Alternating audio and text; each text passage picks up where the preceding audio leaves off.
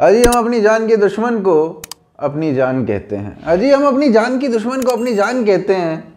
क्या हमें समझाओगे? अरे रहने दो, हम दिल्ली में रहते हैं। तो जी दिल्ली के सीएम अरविंद केजरीवाल कहने लग रहे हैं कि लेटेस्ट साइंटिफिक रिसर्च में ये पाया गया है कि अगर दिल्ली की आर्मी से बसें हटा ली गई तो दिल्ली में अराजकता और ज्यादा जल्दी फैल जाएगी। कहने लग रहे हैं दिल्ली की जनता को बेबस करने लग रहे हैं, अराजकता फैलाने लग रहे हैं, और इसी बात पे बात हम आज करने लग रहे हैं। तो चलिए शुरू करते हैं।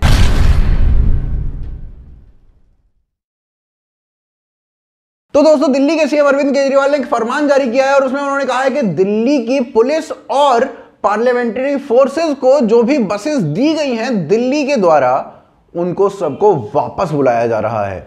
अब ये बसेस कौन सी हैं ये जानते हैं। तो जी दिल्ली पुलिस के पास इस वक्त 576 ऐसी बसेस हैं जो डीटीसी को बिलोंग करती हैं। अभी तक अक्सर ऐसा होता था कि दिल्ली पुलिस डीटीसी को कहती थी कि हमें इतनी बसेस चाहिए, देश में या प्रदेश में अराजकता फैल सकती है, डीटीसी उतनी बसेस दिल्ली पुलिस को दे देती थी। लेकिन अब दिल्ली के मालिक ने कह दिया है कि बिना दिल्ली की सरकार से पूछे एक भी बस नहीं दी जाएगी दिल्ली पुलिस को डीटीसी के द्वारा। अब सबसे बड़ा सवाल ये कि ऐसा करने से होगा क्या। तो जी लेटेस्ट साइंटिफिक रिसर्च से पता चला है कि पुलिस कहीं पे भी जाने के लिए इन्हीं बसेस का प्रयोग करती है। अब मान लीजिए दिल्ली में दंगा होता है और लाल किले के आसपास दंगा होता है, पुलिस सारी खड़ी हुई है गाजीपुर बॉर्डर पर।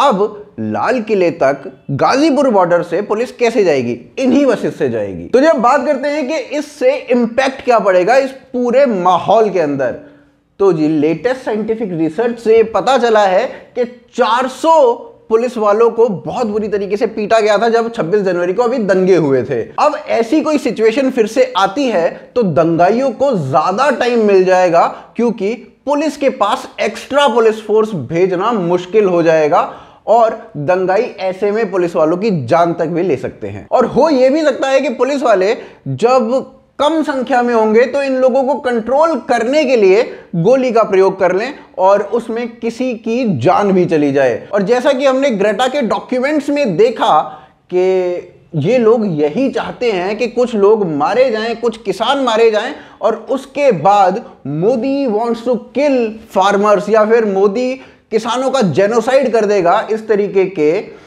वो हैशटैग चला सके। लेकिन अब बात करते हैं कि अरविंद केजरीवाल ने जो कदम है ये एकदम से क्यों उठाया, क्या जरूरत पड़ गई। तो पिछले कुछ दिनों से हम देख रहे हैं कि दिल्ली की जो पुलिस है वो प्रोटेस्ट साइट के आसपास घेराव कर रही है, एक किले जैसा माहौल बना दिया गया है, कोई इधर उधर नहीं निकल सकता है, बहुत तगड़ी बैरिकेडिंग करी है।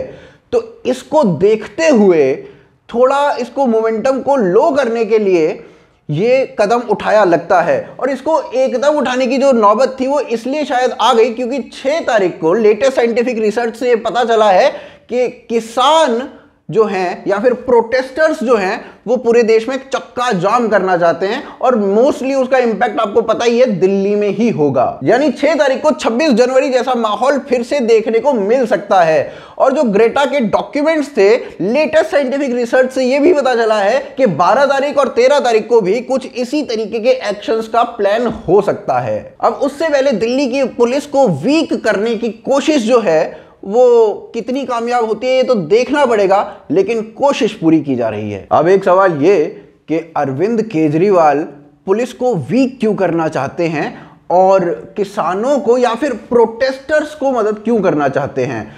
तो जी एक वीडियो हमने आज सुबह बनाई थी, उसमें आपको इसके बारे में बहुत सारी चीजें मिल जाएंगी, और आपको ग्रेटा के डॉक्यूमेंट से अब तक ये पता चल ही गया होगा कि इस जो पूरे प्रोटेस्ट को नेशनली इंटरनेशनली खालिस्तानियों के द्वारा फंड किया जा रहा है, जिसमें यह तक लिखा गया था कि भारत की जो इमेज है वो अभी योगा, सॉफ्ट पावर और चाय वाली है। अब उस इमेज को टार्निश करना है और ऐसी इमेज बनानी है कि किसानों का जेनोसाइड किया जा रहा है। यहां पर एक घटिया इमेज भारत की प्रस्तुत करनी है वर्ल्ड लेवल पर। अब ये तो खालिस्तानी चाहते हैं, वो चाह सकते हैं इस चीज को, लेकिन केजरीवाल का इसमें क्या रोल है और केजरीवाल का खालिस्तानियों से क्या रिलेशन है, उसके बारे में बात करते हैं। तो जो लेटेस्ट साइंटिफिक रिसर्च से पता चला है कि 2017 में अमरेंद्र सिंह ने केजरीवाल को लताड़ लगाई थी, इसलिए क्योंकि वो खालिस्तान का मुद्दा रीइग्नाइट कर रहे थे पंजाब में। साल 2018 यानी कि 2018 में एक स्टिंग ऑपरेशन हुआ और एक प्रो खालिस्तानी लीडर ने कहा कि हमने आम आदमी पार्टी को फंड किया था खालिस्तान के मुद्दे को उठाने के लिए इलेक्शन से पहले। फिर चुनावों के दौरान एक बैंड खालिस्तानी बॉडी का आदमी आम आदमी पार्टी के लिए प्रचार करता हुआ पकड़ा गया। फिर गुरपतवंत सिंह पन्नू, जो कि SFJ यानी कि सिख फॉर जस्टिस नाम की एक ऑर्गेनाइजेशन को चलाता है, जो कि खालिस्तानी टेररिस्ट ऑर्गेनाइजेशन है, और उसने अभी लाल किले पर खालिस्तानी झंडा फहराने के लिए इनाम भी रखा था। आप दे प्रकाश दिहाड़े ते सिक्स फॉर जस्टिस नु काला करो 24 घंटे ते जो थोड़ा नुकसान होया वो असी उसे वक्त पूरा करांगे।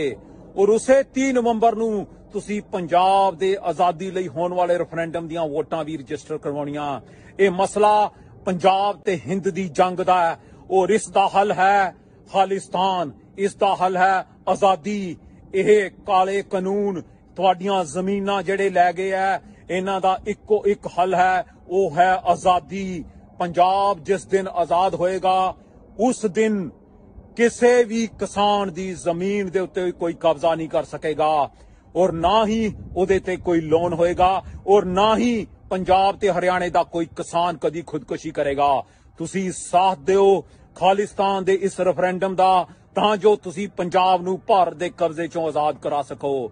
ऐसे आदमी को सपोर्ट करते हुए आम आदमी पार्टी के MLA, एक चुने हुए रिप्रेजेंटेटिव, कहते हैं कि गुरपतवंत सिंह पन्नू जो कर रहे हैं वो सही कर रहे हैं और रेफरेंडम तो होना ही चाहिए पंजाब में। 2018 में गुल पनाग, जो कि आम आदमी पार्टी की ही नेता थी, उन्होंने एक बयान दिया और उसमें कहा कि खालिस्तानियों से थोड़ा दूर रहे Aam Aadmi Party, they are flirting with them. Aam Aadmi party के एक पुराने नेता बलकार सिंह सिद्धू, उन्होंने एक बयान दिया और उसमें उन्होंने कहा कि आम आदमी पार्टी को बाहर से खालिस्तान समर्थन मिल रहा है और फंडिंग भी मिल रही है। 2017 यानी 2017 में खबर यह भी आई कि अरविंद केजरीवाल एक खालिस्तानी के घर में रुके थे पंजाब इलेक्शंस के दौरान। ये अलेजिडली बात थी, प्रूव नहीं हुई है अभी तक। तो भाई साहब, ये बसें हटवाने के पीछे, दिल्ली पुलिस की शक्ति को कम करने के पीछे क्या कारण हो सकता है, शायद आप समझ सकते हो यहां से। तो जी अब दिल्ली पुलिस के जो कमिश्नर हैं वो अमित शाह से आज मिलने गए हैं शाम को। देखते हैं रिजल्ट क्या निकलता है, आगे क्या होता है वो पता चलेगा, लेकिन इस चीज के ऊपर हमने अपनी पूरी नजरें गड़ा रखी हैं, आपको बताते रहेंगे। उम्मीद है आपको वीडियो पसंद आई होगी। वीडियो पसंद आई है तो आप ज्यादा से ज्यादा इस वीडियो को शेयर कीजिए, अरविंद केजरीवाल के इस कारनामे को लोगों तक पहुंचाइए। साथ ही साथ अगर आपको हमारी मर्चेंडाइज खरीदनी है तो आप हमारी मर्चेंडाइज को खरीद सकते हैं भोकालफैक्ट्री.com से, लिंक डिस्क्रिप्शन और पिन कॉमेंट में है। उसके अलावा patreon.com और ज्वाइन बटन के थ्रू भी आप सपोर्ट कर सकते हैं। सपोर्ट बेहद वांछनीय है और इसके लिंक भी पिन कमेंट में दिए गए हैं। आप देख रहे हैं आज की ताजा खबर। जय हिंद, जय भारत।